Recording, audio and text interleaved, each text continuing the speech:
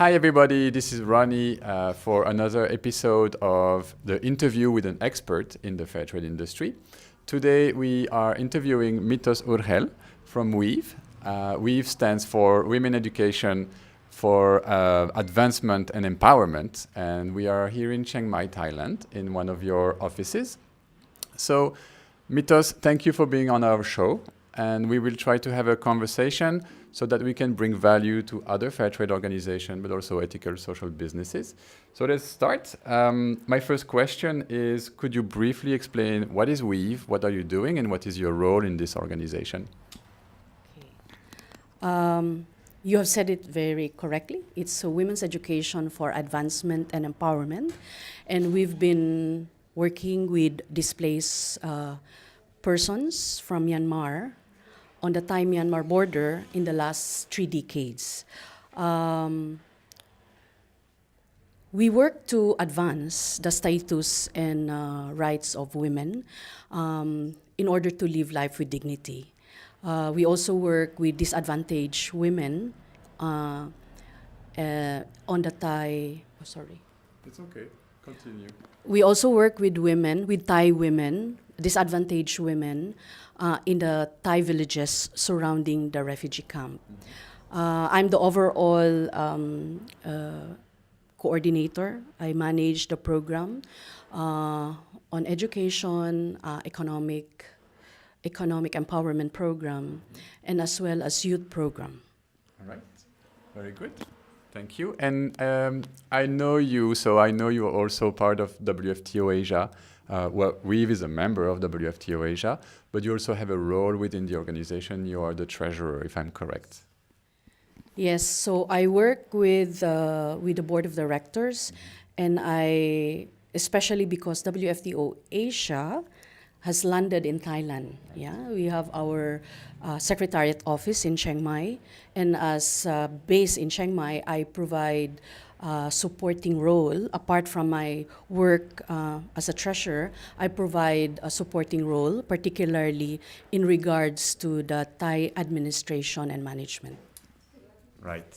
Yes, and you have played an important role also in the transition between the former director and the current director. So I heard about all this. So basically what I want to express here is that you are an expert of fair trade. So we are very happy to have you on our show. Let's continue with the questions. I would like to speak about impact. So who are you trying to impact with WEAVE, and how do you measure that impact? Yeah, so as I mentioned, we work with children. So we have programs for children 5 years old below. So we have an early childhood development program. So one of the main targets of the project is to provide the safety, the protection, and well-being of preschool children. We also work with teachers. So because most of the refugees have a very low educational level, so we provide teacher training. And so they are also our target because they are the one that directly work with children. We also work with girls. So we support women's study centers, learning centers to provide protection to girls and for them to be able to know their rights and as well as to build their skills. And lastly, we target the group of women who are actually providing support in their community, in their families and their community. Okay. I take the microphone. How do you measure that impact? How do you see the impact? And how do you measure the impact WEAVE is making on these different target public? Yeah, that is actually very, very important, but it's also very interesting because as we work with refugee community, with refugee population, halfway, this one. So because as we work with refugee population, majority of them are actually non-literate. And so it is very difficult to be just using, some kind of framework. But then what we do in measuring is that we involve. So we do a lot of participatory popular education wherein community are involved in defining what made difference, when they joined the project over the years or over time when they participated in the project, what difference did they see? Self, you know, in their family, and as well as in their community. So we do a lot of, we do appreciative inquiry, for example. So we just don't do needs assessment, but we involve community to tell their story because we work with ethnic minority and they love to do storytelling. So we do a lot of storytelling, historical mapping, and as I mentioned, some kind of popular education methodologies in order to get their information or how things are, we created impact into their lives. But as well as we do some documentations, for example. So on the part of we have some measurements we follow. For example, we do annual reports. They also do monthly reports and other tools, reviews, those kind of things. Okay. You mentioned storytelling and that they like to tell their stories. And I know that you have someone in your team who is a creative person, a good photographer. I've seen very good photographies on the Weave website, on the Facebook page. So what motivated your decision to have someone in your team that is about storytelling, about visual media? Well, primarily, it is, we see the benefit. It's really very important to have somebody with that eye, that captures the moment, where that illustrate actually the work that the project is doing or that the people involved in the project are doing. It gives us a timeline when we try to measure the impact, for example. When the project start or before they have reached to where they are now, over time, you are able to see the before and after, which is very essential and which is very important for our supporters, our donors, who actually share the same vision we have in empowering the target population. Mm-hmm. Yes, as I was documenting this, I was trying to do some research about why is video important for nonprofit, for foundations and social businesses. And there is this trend, it's called impact storytelling. And it's basically what you are describing. You need to show, okay, we are a foundation, we are doing some groundwork with a target audience which is disadvantaged, and you need to show the impact of that work.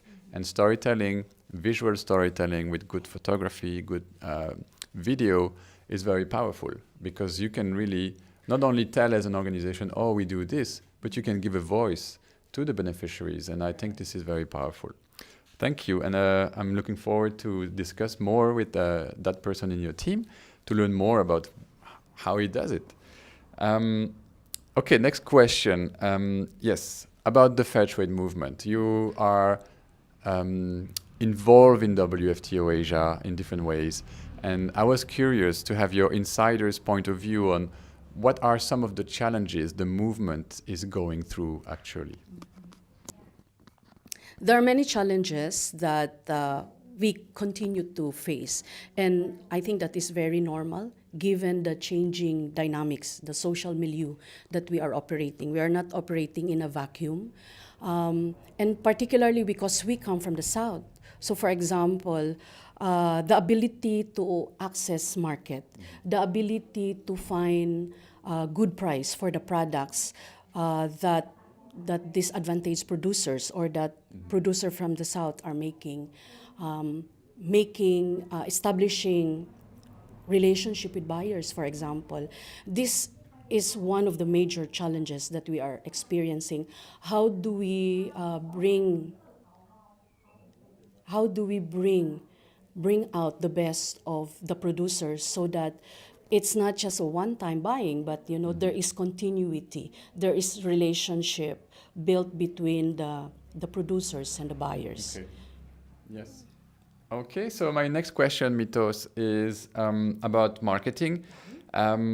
You said that the fair trade organization, they need to find more market, and for that I believe marketing is important. So my question is, What is your opinion on the state of marketing in the fair trade industry? Do you think these fair trade organizations are doing it right in terms of marketing?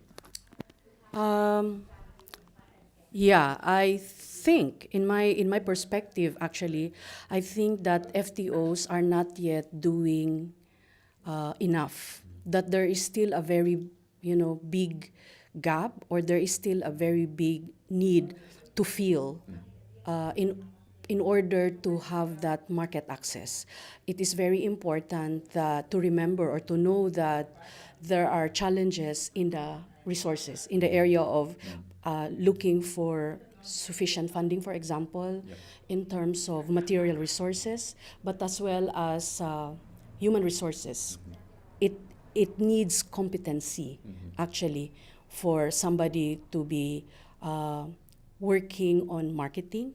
But on top of that, there is also need for FTOs to have a long-term or a strategic plan, a more comprehensive plan, because it's not just the selling in itself. It's really about the promotion of this model, the fair trade model, to bring out there, and that makes a difference, perhaps. But then, for me, I think that is how we should be focusing as well, on top of capacity building, for example, for producers. But as FTOs, we need also to invest energy and some resources in order to make us more competitive.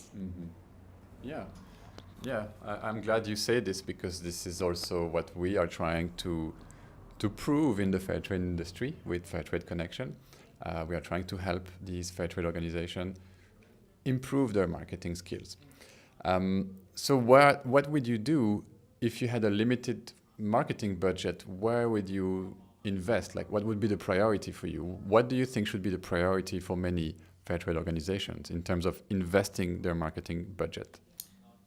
Yeah, so having said about the need to have a long-term marketing plan or a strategic plan, that will actually spell out what priorities are.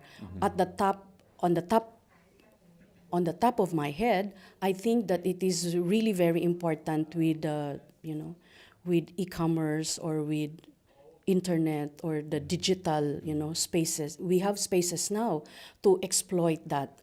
And it is very important, perhaps, that we have to prioritize in terms of investing, in terms of like maybe in the area of website, but capacity building for people who will be involved, to provide guidance in terms of how do we really want this work? And by providing capacity building and some of the resources, I think that will help. Okay, great. So investing in training, marketing training for your staff, and you mentioned the online platforms like social media, website. I believe you're completely right. I think this is important because this is where the consumers spend their time. This is where the consumer's attention lies for the moment. Like, people watch less and less TV and spend more and more time on Facebook, on YouTube, on different blogs, or even different social platforms. So if we really want to sell more products to this kind of consumers, especially the younger consumers, we have to communicate where they spend their time and where they like hanging out. So very important. I'm glad you said this. I hope the message will be heard by more fair trade organizations. I have only one more question for you, Mitos. It's more like a personal question. I would like to hear, what is your advice for a young change maker, maybe someone fresh out of school, but who wants to contribute to this nonprofit movement or this ethical businesses, basically someone who wants to have an impact in the world, positive impact, but maybe overwhelmed by not knowing where to start or not having professional experience? What would be your piece of advice for this kind of person? I think it is also very important to know that... Sorry. It's okay. Start again from your answer. Yeah. No, I just saw someone. Okay. My piece of advice is, I think that there are a lot of nonprofits. There are many ways of contributing, and we can start with, for example, volunteering. Volunteering even within our community. And I think it is very important that the goal to do something is aligned with our personal values and the kind of impact that we want to create. And so I'm sure that there are many opportunities, including volunteering, and we're talking about, for example, the digital age. Some people can also support through online, providing assistance on. You mean they don't need to be physically present with your company? They don't necessarily have to be physically present. I think that volunteering can be very flexible. So if they have resources, for example, and time that they can travel and contribute something elsewhere where their skills are most needed, then they can do that. But as well as they can do it, physically they can be where they are if they want to contribute online. Understood. So you don't specifically need to be and go work with the NGO in their building. You can contribute even by helping from your place, but just because the internet technology allows us. All right, that was very interesting to have you on our show, Mitos. We are here in your nice showroom in Chiang Mai. Do you want to let people know who are watching how they can know more about Weave and how they can support, how they can contribute, maybe invite them to check out your shop? Yeah, so thank you for that, Ronnie. Part of our marketing. We have 2 showrooms actually in Thailand. One in Chiang Mai. We are located at Siri Mangkalanjan, Yes, Soy 7, 17/4, Siri Mangkalanjan. we will put the We exact have- address on the post. We have the map on the website. You can also view us in the Facebook. We would be very happy if you can pay a visit. You can come. You're most welcome to visit our shop or our showroom in Chiang Mai. If you find yourself in Mae Hong Son, we have also a showroom there. We welcome you to volunteer. If you are free to volunteer, we have programs with women artisans or with youth on the border. We also have a donation feature in the where you can provide donations. Okay, so that's from the website? From the website. Okay, right. And in terms of volunteering opportunities, is there any specific need for the organization itself, like in any area? We were speaking about digital skills or something like that. Sorry. Yeah. So in terms of volunteering opportunities, you said you are open for volunteering. If I understood, is to go and work directly on the ground. But do you also have like organizational needs for Weave? Are you looking for specific volunteering opportunities? Yes, we are always on the lookout of communication volunteers, people who can write articles, help us document, put into proper, articles some of the stories that we have. We are also always on the lookout for resource mobilization or fundraiser to support the organization. Finance, So there's too many need that we have, Right. but it also depends on the time availability. Some volunteers come like to provide day or 2 volunteering support. We also welcome them. Okay, perfect. I think the message would be heard. Support Weave if you can. And I want to thank you for watching our show. And this was our expert interview of the week. Thank you, Mitos, for being with us. I wish you luck with Weave and see you next week for another expert, another episode. Thank you very much.